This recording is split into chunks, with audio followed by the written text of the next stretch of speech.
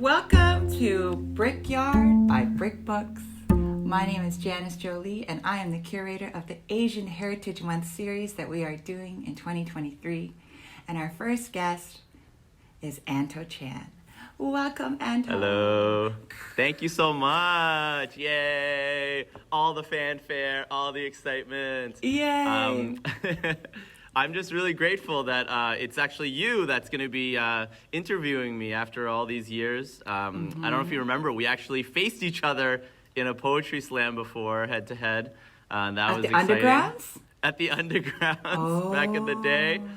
And then since then, I've just seen all the wonderful things that you've been doing and all the wonderful, visionary-minded ideas that you're like, you know what? I want this on the stage. And then being able to see that has definitely been, really cool to be able to now be interviewed by you. So I'm glad that we're here. Oh my goodness. No, this interview is about you, Anto, and all of the work that you do as a poet, as a community organizer, producer of events, as a comedian, and how your work is interested in the times, right? And I think that's where we can see eye to eye, is we're interested in what poetry can do within a community context, right? Mm-hmm. Absolutely. So why don't we just get there's so started? much in the community that okay. Well, finish your sentence. Oh, I was just gonna say, there's so much in the community that just needs a platform or space to be able to share it, and to be able to just be you know what, it would be great, we just put this together, and then people are using the space however they're needing to. I think that that's one of the things that really excites me, is that there's so many artists that are being asked to be very specific with how they're performing on stage. But for myself, I really love to just give artists the time and see if they would be creative and see how they can push the boundaries of it. Because that's what I needed when I was first coming up, and there were no spaces like that. It was very specific on the art form or the time limits or things like that. And for me, those are two things that as a producer, if you do it right, you're able to extend or expand instead of constrict. And those are the biggest things as a community organizer, as a producer, that I really hope that all of my artists feel, is that this is the only stage, or one of the only stages in their careers right now anyways, that they're able to not feel as if I'm just pressing them and kind of squeezing them for all of their talents in that way. It's how do you grow as an artist with me? That's the idea. Right. So what I hear you talking about is creating space for artistic freedom, right? Absolutely. To not constrict an artist, make your art this way, in this format, at this duration, but create as you will. That's lovely. Absolutely. Well, that comes to, I'm interested in your journey. How did you come to writing, and how did you decide that this, producing stages in community was something that was important to you? Well, the first thing that I started writing was comedy. I saw stand-up comedy back in the day, and I was like, look at all the people in the audience, and then there's just one person on stage. And the stage in certain of the specials that I saw were just huge, and I was like, where's the rest of there's no band, there's no, I used to have seen other performances, so seeing a singular performer on stage just really excited me. And then for a couple of years, I was just writing comedy. And then when my grandfather passed away in 2007, I ended up sharing it as his eulogy. And that inspired me to be hey, if I'm now performing in front of all these people, sharing my emotions about my grandfather who I love, all this writing I've been doing in comedy that I've been scared to perform, I feel like this is a gift that he was giving to me. And so I ended up performing 2 weeks later at Yuck Yuck's Comedy. And then for a couple years I was performing and producing some shows, because even from the get-go, I always felt like there was a constriction in clubs, comedy clubs, because they would be I like this joke, I don't like this joke. This is the only time you get. If you go over the light, you're not doing the show for a couple months. There's very restrictive and painful, it felt on stage. So then I ended up, when I was in Toronto, I moved to Toronto. I started off in Ottawa, and then I moved to Toronto. And I ended up getting a job with an organization that actually had performance poets. which included Britta B and Right. just incredible, literally like incredible performance poets and poets in general. And I was like, what is this form of expression, emotion? And then I started writing poems because I was like, I feel like I want to explore, see if that's possible or whatever. And in the beginning, it was very performant. Like my mindset wasn't even like I'm ever going to write a chapbook or a book or anything like that. It was just using my skills from stand-up comedy, which was performance and memorization and even being in the moment. Like I freestyled some stuff during slams and things. And so I went into slam, and then that's kind of like how I started like poetry. And one of the most valuable things, though, I realized was that comedy scratches like a certain itch for me, right? It's like I love like making the audience immediately, viscerally like react in a certain way. That's like more comedy in that way. I love making people laugh in that way. But poetry was very much this like emotional, like whenever I would go through a breakup, whenever I was missing my family, things like that, poetry was just like this beautiful space that like helped me land. And when I ended up buying a typewriter, it was so valuable for my expression in that way, was that it would be set up, and then I'd plug that in, and then anytime that like I was feeling too much and I literally my emotions sometimes get so overwhelming that I just can't think about anything else, and then so I just would go to the typewriter and then I would type it all out, and a lot of times I didn't even know what was gonna come, and then when I reread it, that's when it would tell me what I needed to do or what was I feeling or things like that. So this was like basically scratching a different itch or a different part of myself that needed expression. And interesting. The interesting So you're part, saying like comedy, you really love comedy because of the laughter, and you're saying poetry became a tool for you to express your emotions. Absolutely. Yeah. That's exactly it, yeah. And obviously now there's a lot of like, they support each other in that way because of, now that I've been doing both for so long. But yeah, poetry is definitely more the emotional aspect of it. It is more my consistent writing, actually. Comedy, it's like something funny happens, I'll write that down and things like that. But poetry, it's like, for example, I have a friend who's like, I don't make wishes at 11:11, I just write a poem. And like, whenever I see 11:11, I'm writing a poem. So poetry is more of my I would say the everyday is more often in poetry and my expression in that way. And yeah, it's interesting how it came from comedy, though. Comedy was more like a vessel to get me to, because comedy, you can go into any room in any space and it can slap, and it can really like, the skills that you have from that are very valuable in any space, whether it's hosting, poetry, storytelling, all of the different spoken word arts. Comedy is very valuable for that. So I feel like I learned comedy at first so that I can get the skills that I need to, and then I can bring it into all these other realms and be successful in all these other realms because comedy can hold me, basically. So it's like my such a beautiful way that comedy supports me still after all these years. I love it so much for that reason, because any stage I feel comfortable and ready because of comedy. Right. And especially with comedy, because the audience can't fake a laugh. If they fake a laugh, you have to earn it, right? Yeah. So you have to learn really in the hard way, live, how to be connected to your audience, right? And to bring them with you to get that laugh. This is another area where we have a connection, Anto, because writing for comedy, writing for stage, like stand-up, is essentially the same thing as spoken word, in the sense that you're writing live monologue, right, for the stage as a solo performer, no instrumentation. And in your poetry, you often have, comedic lines, and the way that you perform is in this, it's in a kind of casual, direct address to the audience, right? And so the forms are overlapping. Absolutely. But our industry will separate them, right? Like this is stand-up and this is spoken word, or this is slam. But as the writer, you're saying that is there a clear divide for you with that?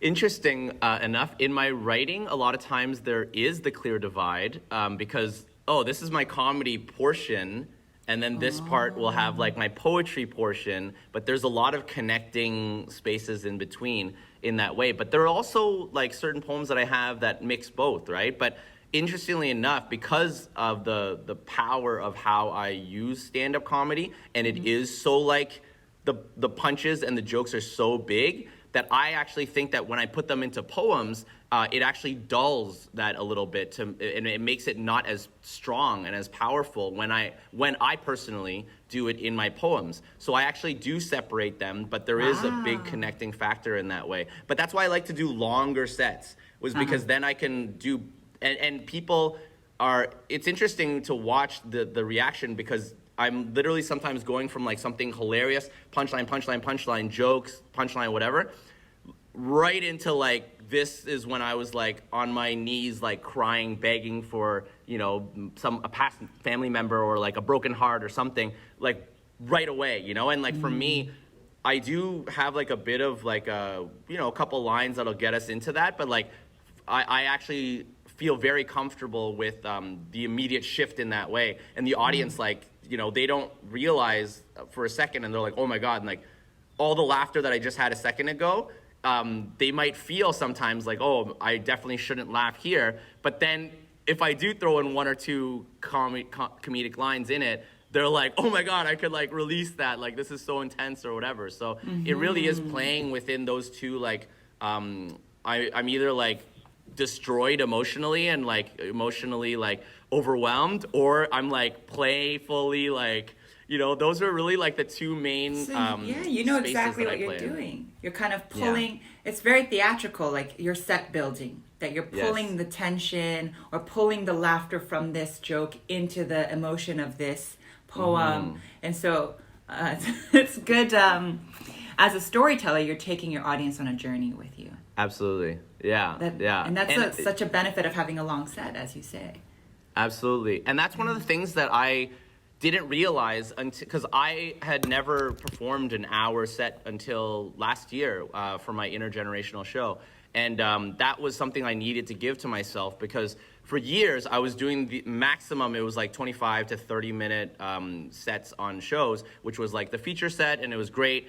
At the same time, there was always something about how like crafted and perfected everything needed to still be, because I'm very long-winded, as you could tell, and for me, so each individual portion of it, it's like, okay, that's if you're giving me like a 25-30 minute set, that's really 5 to 7 or 8 pieces, right? And then the in-between stuff, I was really not allowing myself to kind of flow inside of that, right? Whereas in my hour-long sets, what I would do is I would have the pieces that are set inside of it, but in between, I'd be completely okay with like saying and doing whatever I wanted. If I had another poem that came to my mind at that time and I had some lines that I wanted to pull in, or if I had another joke that randomly came to me, there's space for that. There's openness for that. And so was that long form? Was that long form kind of allowed you artistically to be as free as you wanted? Like, did that feel the best for you? Yes, 100%. It was the best for me. Like, okay, and was it a new discovery? Yeah. It was a new discovery in experience. Like, the concept of it was not new. So when I was doing the 30-minute sets, what I started doing was just being like, okay, for sure, I'm doing 4 poems that I know is going to happen. The rest of it, I'm just going to do comedy, and whatever comes up, it's going to be like great. And this was on poetry features as well too, and they always went really well in that way. So yeah, it was just figuring that out. Like, if I had an hour, that'd be amazing. I need to do that. So then that's one of the biggest reasons why I created Intergenerational, was to give myself space, but then also the 2 opening performance artists from last year, Shadel and Siddhartha, both of them had never done, basically I was like, you can have 20 minutes on the first couple of shows, and then later on I was like, yeah, you could do 30 minutes on this one, and then on the final show I was like, yeah, do however much time that you feel like you need. And they already created sets that were about 30 minutes or so, right? But then in between they were saying, and like for me, I'd never been given that like openness, right? Like, hey, whatever happens, if you guys take up a little bit more time, I can figure it out and accommodate, or the audience may see a little bit of a longer show. But at the same time, they're really connecting with us outside of being the performer who's people pleasing, right? Like that's a huge thing that I have challenges with. Like I was just brought up in my I'm going to pause you right family. there. Yeah, no problem. I want to just tell our audience about your show, Intergenerational Trauma and Healing. And this is a show that you wrote and produced. And when you speak about some of the other performers, and you're telling them how to, like create it as you want it to be, take up as much time as you like, it's already built into your practice, that intergenerational kind of mentorship, where you are encouraging younger poets or emerging poets to pursue their artistic vision. Absolutely. Right. Yeah. And you're saying that's not necessarily something you had first starting in comedy, where you had these strict kind of structures that you had to be create within, right? And I wanted to touch on, you're talking about, you did your set, oh, I forget what I was going to say. Well, That's we were okay. just saying that we're going to talk about intergenerational and the what the actual show is. Yeah. Do you want to tell our... Yeah, sure. So intergenerational, it really is about like the experience of trauma and healing through that trauma. So it's talking about family issues or challenges that we had growing up in Asian families. I really wanted to center it around Asian Heritage Month, because the goal is to slowly build the showcases into like a larger festival.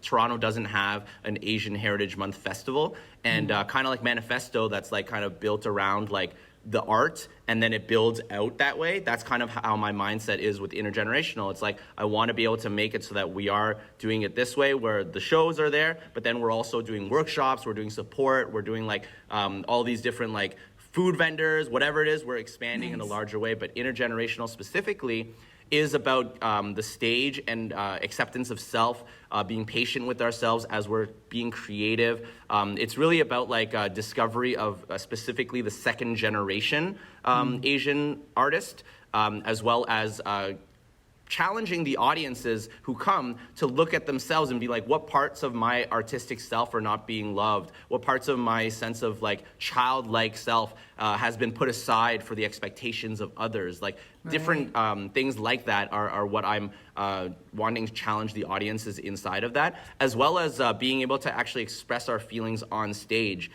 So one of the biggest things inside of intergenerational specifically, but also now I brought into the rest of my practice, is the fact that the stage, it's asking us to be like very good at stand-up comedy, or very good at poetry, and now you're competing against other people, and that's what the performance is to show your skills inside of this box of what is this art form. And for myself, I never felt like I can truly express in those spaces, right? And obviously it comes with anxiety, it comes with like performance, like, feeling as if I'm not good enough, or did these different things. But I also made it so that I was like, how do I figure out how to express myself to the level that I really want to? And what it ended up happening was, instead of me making myself, as well as the other performers on the show, hey, show us how good you are at rapping, or show us how good you are at your songs, or whatever. It's not about that. It's about being present enough with ourselves and giving ourselves enough like softness and gentle play and enjoyment, that on stage, the audience is now the one who's viewing, not only viewing you, but they're actually seeing you as a person, seeing you as not just the vessel of this art form, but an actual person who's gone through similar traumas and emotional breakdowns and rebuildings, and then they're seeing you on stage healing. And that's the art. They're literally watching you heal as you're sharing and expressing yourself fully, and you're feeling as if you're healing on stage, and then the audience is watching you heal through being seen fully. That's the art that we're sharing. Oh, that's the art so that beautiful. To be seen fully. That really speaks to me. To feel seen and heard is so validating as a human being. Where you feel affirmed, like your emotions are affirmed and supported. And I hear you talking about like allowing the person to be authentic to themselves. Anto, what is one of the favorite poems that you have written? And like, is there something specific about it poetically or with the content that you love? Yeah. So one of my favorite poems that I've written is a poem about the showcase that I do called FreeFlow Showcase. And a lot of times people are coming in and they have no idea what the show's about. And a big reason why I really love it is because when I wrote it, I was really overwhelmed with emotion, and I didn't know why I was even holding space anymore. Why am I even spending, literally I was doing a weekly online show during the pandemic, and every week I would be coming back and I would hosting it, and then by the end of it I was like exhausted, but I was like, no, this is important. And I was really like conflicted of like, do I continue this or not? Like, what is going on right now? And then I had to think about like what it is that I loved about the show, what it was I loved about the stage, what I loved about the idea of participation. Like, the idea is that like people are like, oh, show us like how good you are so you could rise the ranks and like become like professional artists and things like this. But like for me, the part that I love so much about the stage is the openness of it. The idea of like the mic is open, you know, and like that anybody can do it. And like one of the lines that I have in this is about how we're giving away participation ribbons. And that's like part of like the stage for me. And also about my role in all of this stuff. Like, it's really about me being the troll in all of this. You know, like I'm kind of like waiting, maintaining the bridge, you know, and like people are kind of approaching and I'm asking them questions. I'm like, hey, are you actually ready for this? Hey, is this not going to fuck you up? You know, like that kind of stuff. Like, and oh, what a loving and caring troll. I love it. Yeah, he's like, well, if you think about it, I think all trolls have a loving and caring thing, but people say, like, make it seem as if they're these like evil things, but like, why are they keeping the bridge going if they're so evil and you know? So they're misunderstood, I think, right? And so that's kind of like my thoughts of being the host of this, how I want to be able to like hold space for this. And what I guess the last line that really resonated, or the space or the concept that really resonated with me in this, was the idea of how people are like, oh, Anto, you always radiate positivity. You're always so happy and stuff. And the idea was to challenge that and be like, well, the reason I am able to hold space for my joy is because of all the trauma and the pains that I've actually worked through, all the time that I've spent going to therapy and like talking through these things and being not judged for my words, makes it so that my words can have that depth of impact as well too, right? Because it can't just come off like the only time I'm sharing is when I'm with other people that are like judging me of sorts. There's this drainingness that I found before when I was only doing shows as my therapeutic experience. I found that I was getting overwhelmed and losing myself. So for me, it was like this joy and this radiation of positivity comes with like me working through a lot of my own problems and a lot of my own challenges so that I could hold space and host other people's emotions that they might be still working through. But also, of course, like this should not be the only space that you're talking about this stuff. That's one thing I realized. What I hear you saying is, when you say like you've worked through your pain and trauma, to me that is like the poet who has faced themselves, right? And you're not ignoring yourself, and you know all the things that you've gone through. And I find poetry or the writing process really allows a writer to investigate and take inventory of their thoughts and their feelings. And so when you have that kind of experience, it allows you to encourage others to do that, or like kind of hold their hand as the troll and walk them across the bridge, you know? Yeah.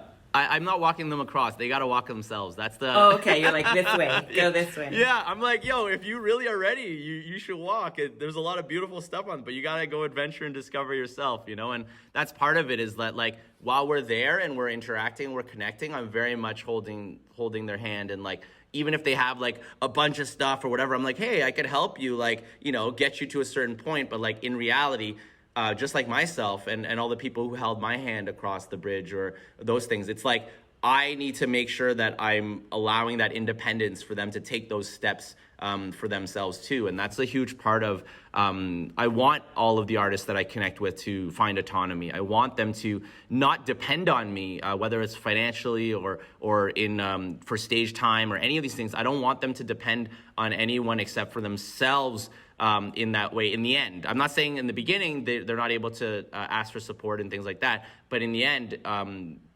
because this is something that every time that I'm mentoring someone, people always ask me, what's one thing that you would tell someone who wants to become like a professional artist and spend their lives as an artist?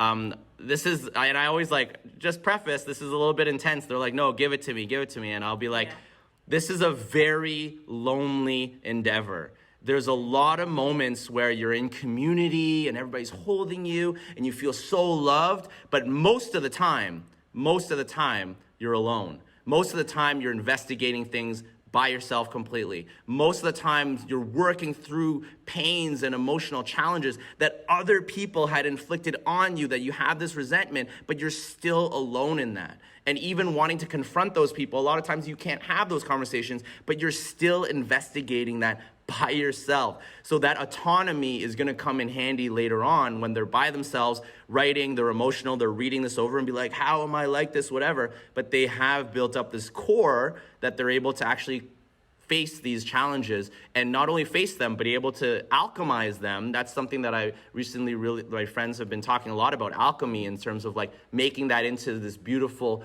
stage piece that they're able to then share. So that's a big part of it, that loneliness is so real. Anto, that's what great advice, like for an emerging artist to say, you need to know how to do this alone in a sustainable way.